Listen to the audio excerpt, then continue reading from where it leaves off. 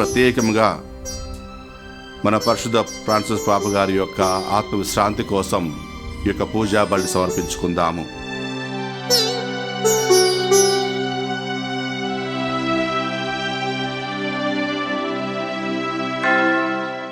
జగద్గురువులుగా ఎన్నికైనప్పుడు ఆయన ఫోటోలు రిలీజ్ చేశారు.